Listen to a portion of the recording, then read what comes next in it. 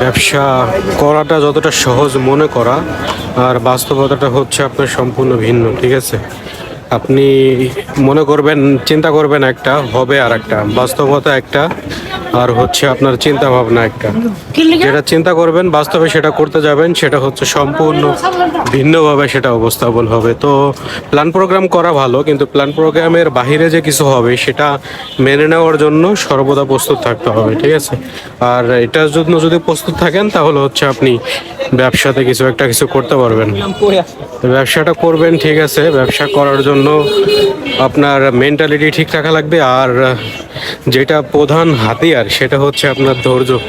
ধৈর্যটা যদি না থাকে ব্যবসাটা সম্ভব না, ঠিক আছে? আপনার যদি ইচ্ছা থাকে যে আপনি 1 বছরের ভিতরে ব্যবসায় স্বাবলম্বী হবেন, স্বাবলম্বী হয়ে আপনি সব কিছু করে দিবেন, তাহলে হচ্ছে আপনি ভুল স্বর্গে বাস করতেছেন।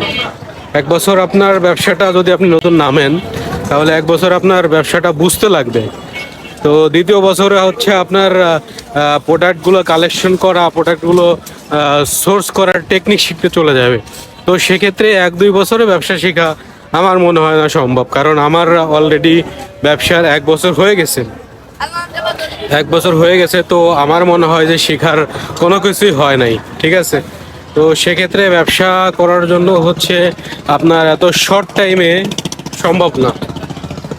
তো যেটা হচ্ছে মেন প্রয়োজন। আর বর্তমানে আপনার এই 2026 সালে আপনার ব্যবসা করার জন্য আগে যে একটা সিস্টেম ছিল 50,000, 1 লাখ, 2 লাখ, 3 লাখ, 4 লাখ, 5 লাখ নিয়ে আপনি ব্যবসা বাণিজ্য শুরু করবেন বা করবেন, এটা আসলে ভুল স্বর্গে বাস করা ছাড়া আর কিছু না। কারণ ব্যবসা করতে গেলে বর্তমান আপনার মিনিমামলি যদি আপনি ভালোভাবে একটা ব্যবসা শুরু করতে চান, যে ভবিষ্যতে আপনি একটা ব্র্যান্ড দাঁড় করাবেন, মিনিমাম আপনার 20 থেকে 30 লাখ টাকা নিয়ে আপনার শুরু করা উচিত। কেননা আপনার বর্তমান যে বাজার, এখানে আপনার কম্পিটিশনের অভাব নাই। আর এই কম্পিটিশনের সাথে টিকে থাকার জন্য যেটা হচ্ছে আপনার মেন প্রয়োজন, সেটা হচ্ছে আপনার ধৈর্য। আর হচ্ছে 1-2 বছর টিকে থাকার জন্য নিজের খরচ, সংসারের খরচ, দোকান খরচ সব কিছু মিলাইয়া যে টাকাটা লাগবে সে টাকাটা ব্যাকআপ রাখার ব্যবস্থা করা, ঠিক আছে? তো এটা হচ্ছে মেন বিষয়।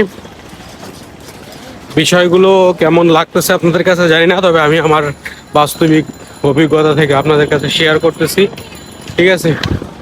বাস্তবিক অভিজ্ঞতা থেকে আমি আপনাদের কাছে শেয়ার করতেছি। তো চলে আসছি আমি আমার কারখানায়। তো এখন কারখানাতে যাব। কারখানাতে যাওয়ার পরে দেখি আমার ঈদের যে হচ্ছে আপনার কালেকশনগুলোর কি অবস্থা সেটা একটু জানার চেষ্টা করব, ঠিক আছে? কালেকশনগুলোর কি অবস্থা জানার জন্য, তো আপনাদের জন্য প্রোডাক্ট কালেক্ট করার জন্য কতটা কষ্ট করতে হয় আর কোথায় কোথায় যেতে হয় আপনার